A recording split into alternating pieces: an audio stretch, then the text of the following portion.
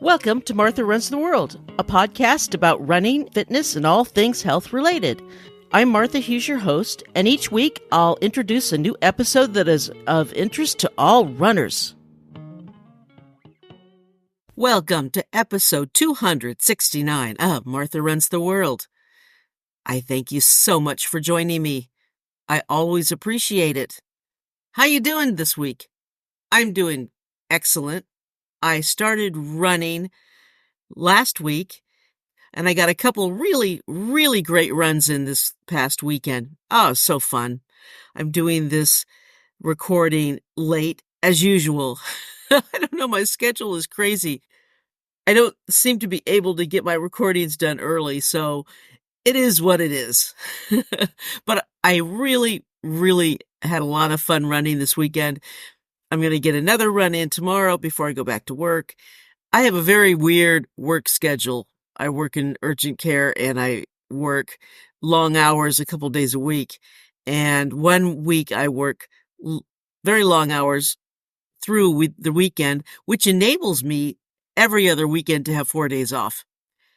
I do work every other weekend, but it's okay. It's balanced. If I need to take time off on a weekend, I can. So it's all right. It does work. I've gotten used to it, so it's kind of interesting. And I never, ever work on Monday. That's kind of fun. Okay.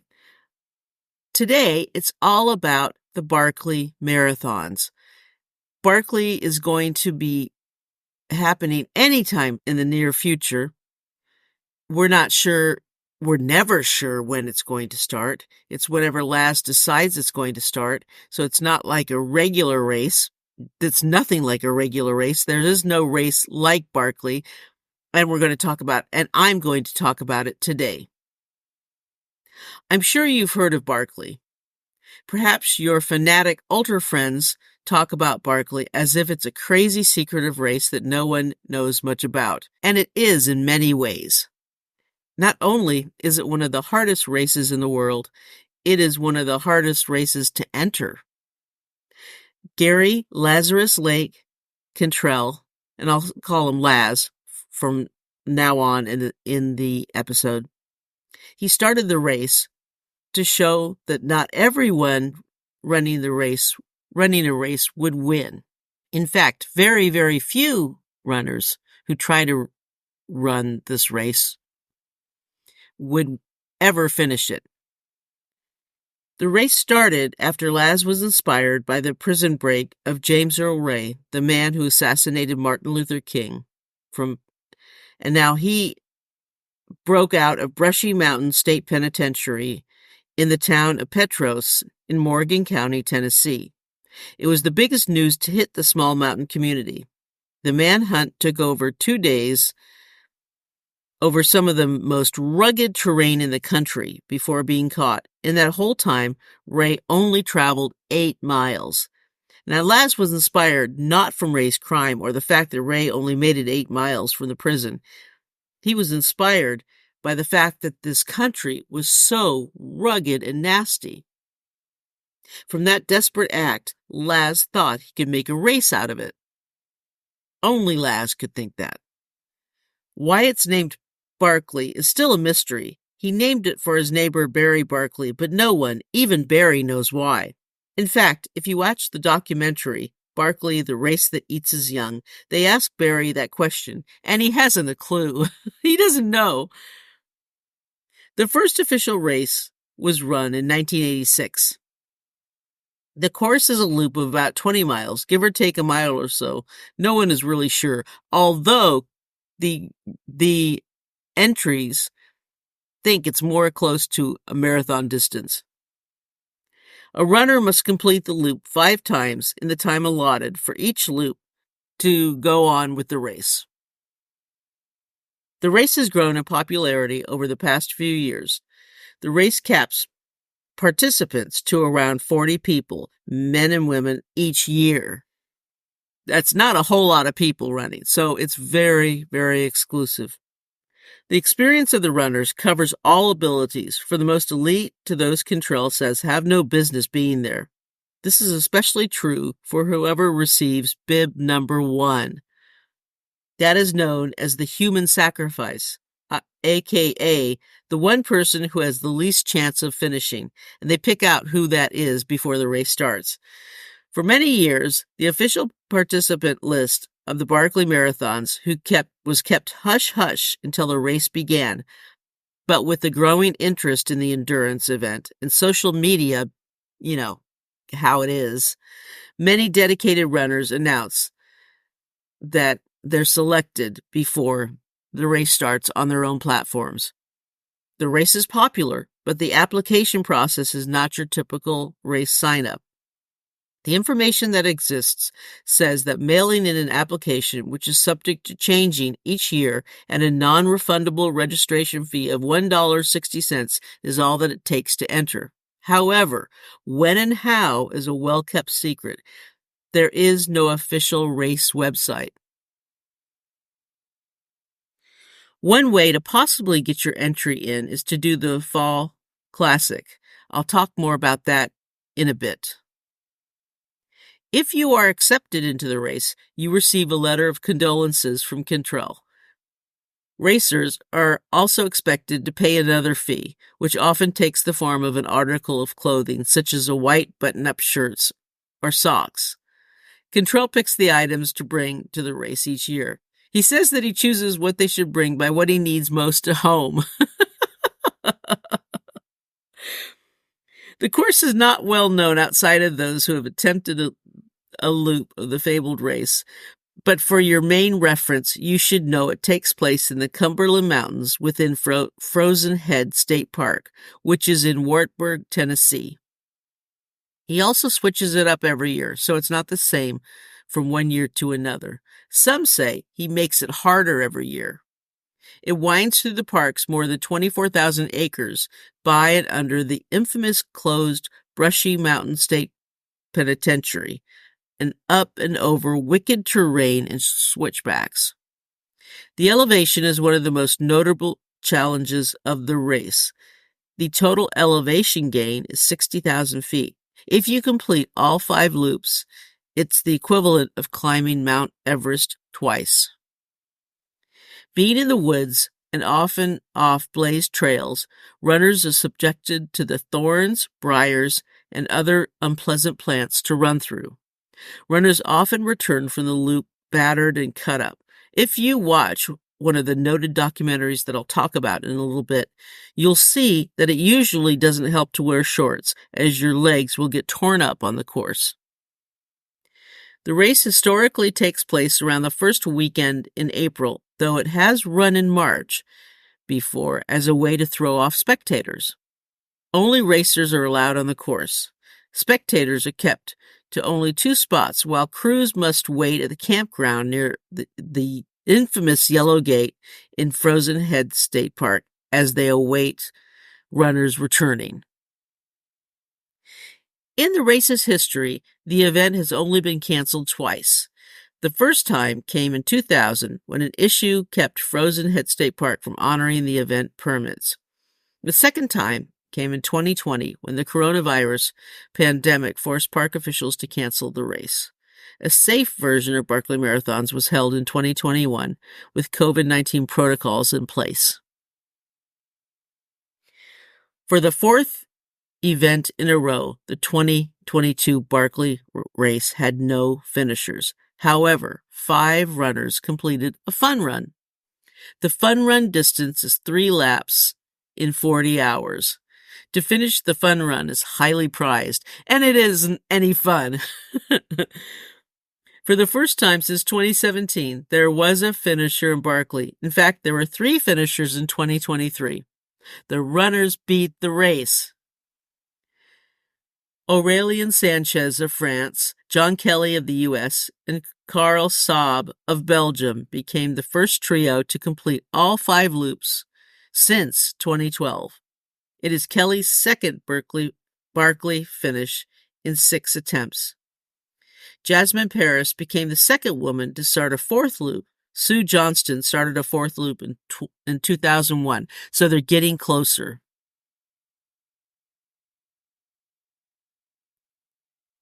The start of the race occurs between midnight and noon.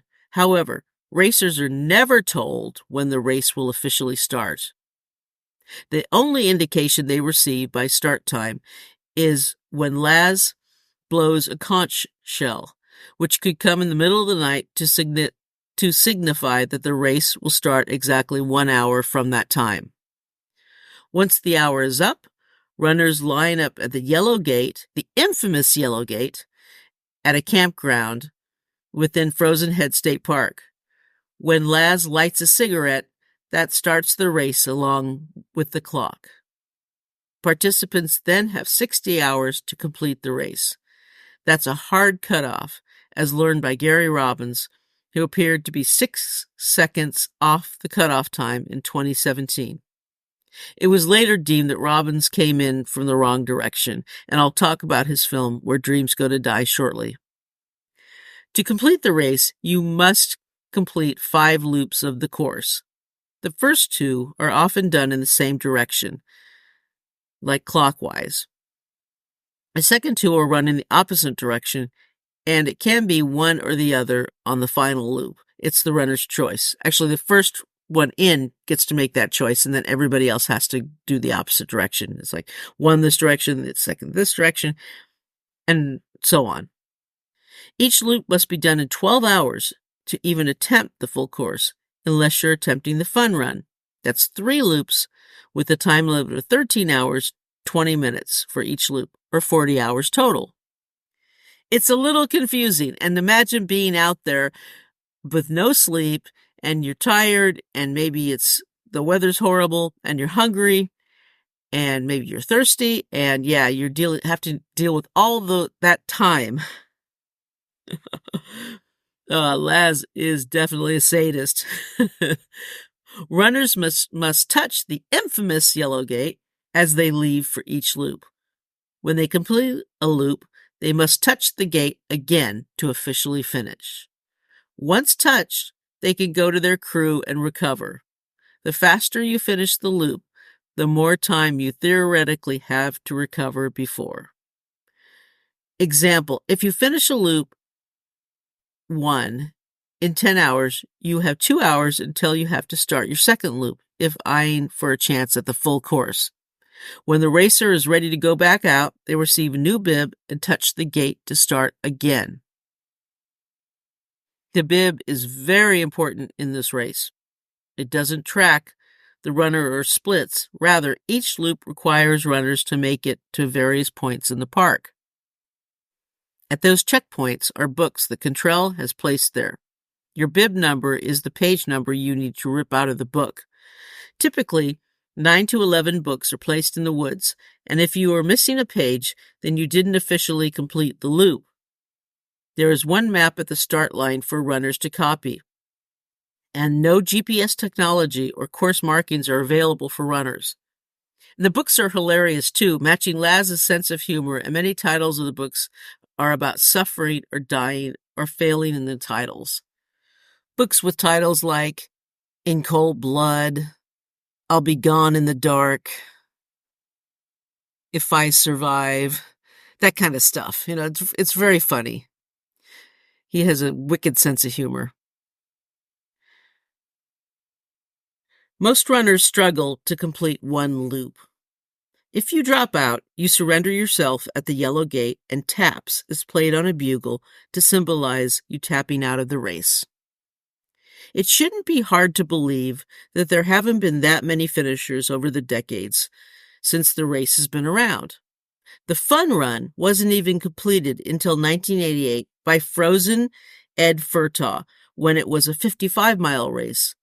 After that, it took until 1995 for someone to complete all 5 loops. So the race was around for like 10 years until someone completed all 5 loops. The best women's finish is believed to be by Sue Johnston, 66 miles in 2001. Only 17 individuals can call themselves official Barkley finishers by completing all 5 loops in less than 60 hours. And there's only 3 finishers that have done it more than once, and that would be John Kelly, Brett Mon, and the big winner, Jared Campbell, who has finished it 3 times. Since this is not your usual ultra race, the usual elite ultra runners probably will never win. They may not ever enter. Now, I have forever read posters in running groups when Barkley starts or when Barkley's around ask, well, why doesn't Jim Walmsley run Barkley? Well, the closest one who actually did run was a couple of years ago when Courtney Dahlwalter ran it. And I think she just did it for fun. And I don't remember, did she do 1 or 2 loops? I don't remember. I think she may have done 2.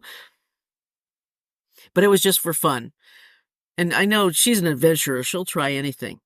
But the thing is that Walmsley only likes really perfectly groomed trails that like go straight up and down. He doesn't do any of these cross-country type stuff.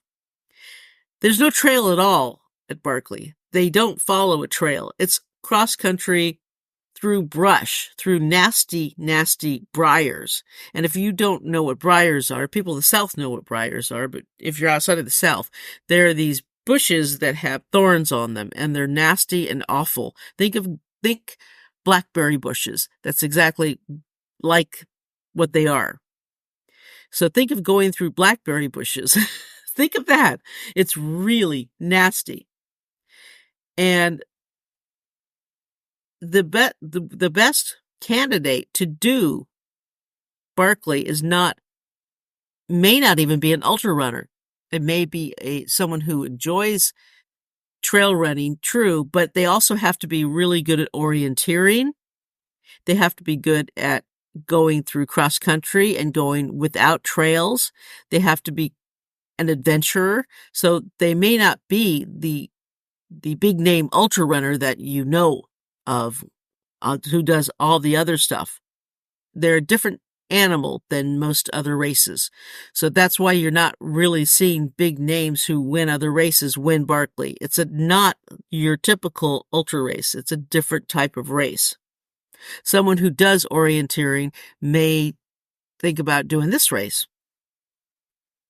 Once the race starts, or just prior to it, the only way you can follow the race is on what used to be known as Twitter, X.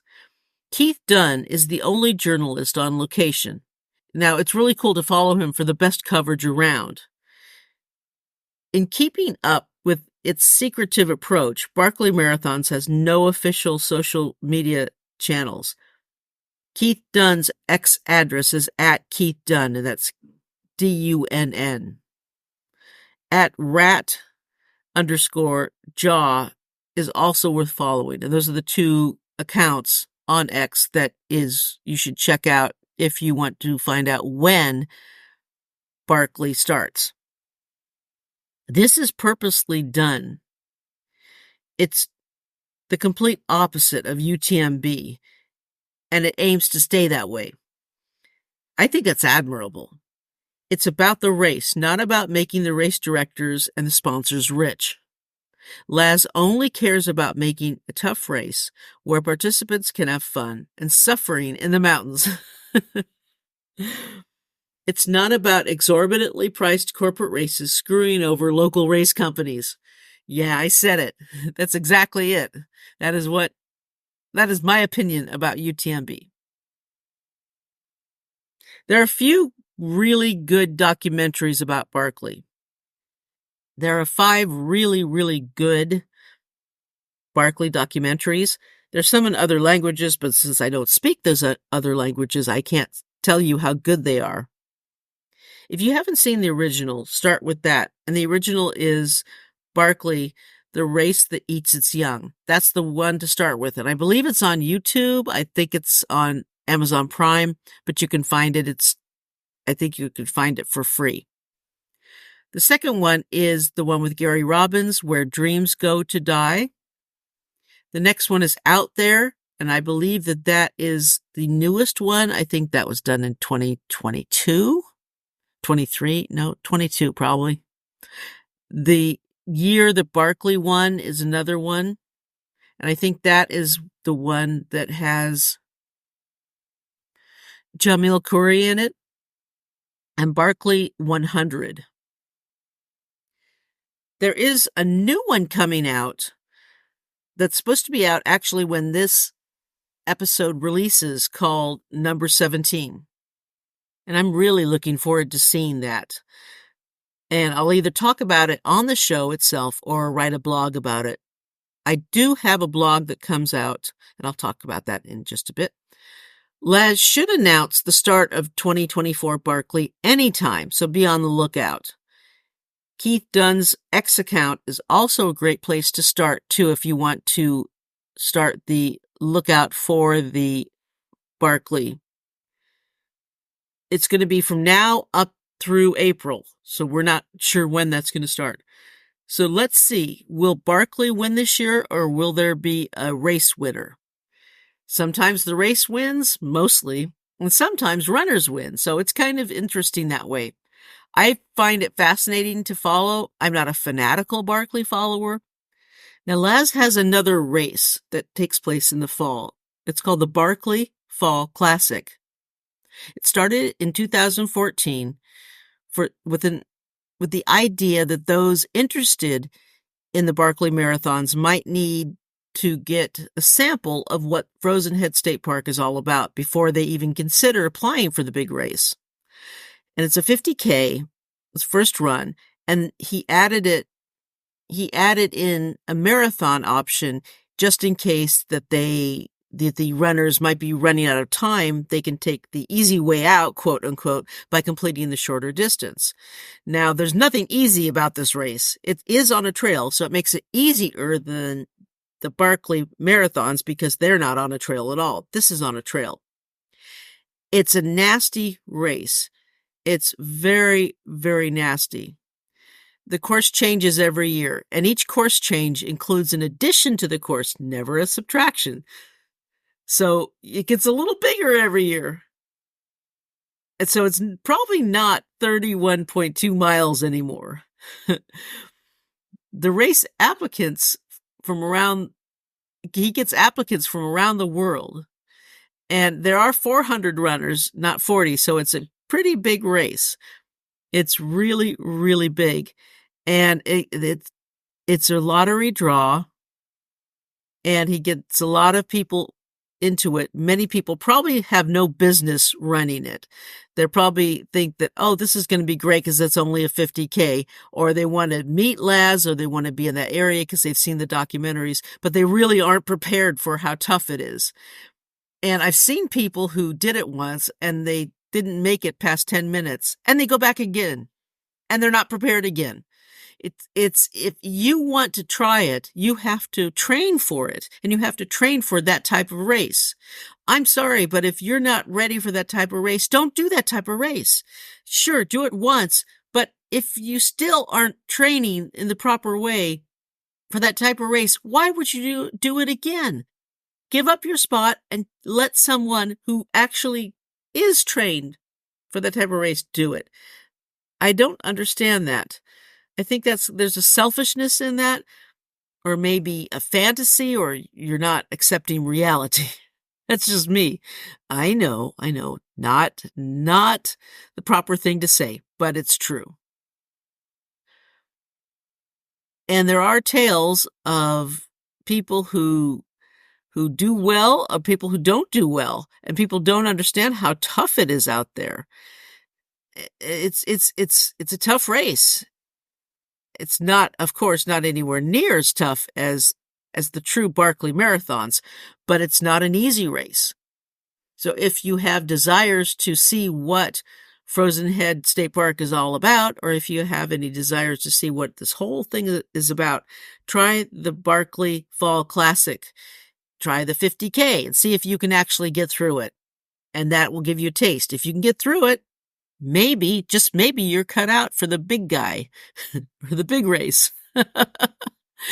I'm not. I have no desire to do either. No, thank you. I don't want to do either of those races. I like watching other people do it. I like seeing videos about it, but neither of those races has any appeal to me. It's like, nope, no, thank you. Not for me. But hey, a lot of other people apparently love or want to do it and really look forward to it. Even those who never should. All right, that is it for me. And thank you so much for joining me. I really, really appreciate it. And I hope you have great runs this week. I know I will. Gosh, it's so exciting to say I'm running again. I'm running again. Yes, I am. And I'm going to talk about that in the upcoming weeks. And we're going to talk more about running, me actual running. Yay! I don't have a race until June, but I'm training for it. So I'll talk about my training as it goes along. And I hope you have a wonderful week. And the website is martharunstheworld.com. If you want to email me, it's martharunstheworld@gmail.com. And until next week, let's tie up your shoelaces and go for a run.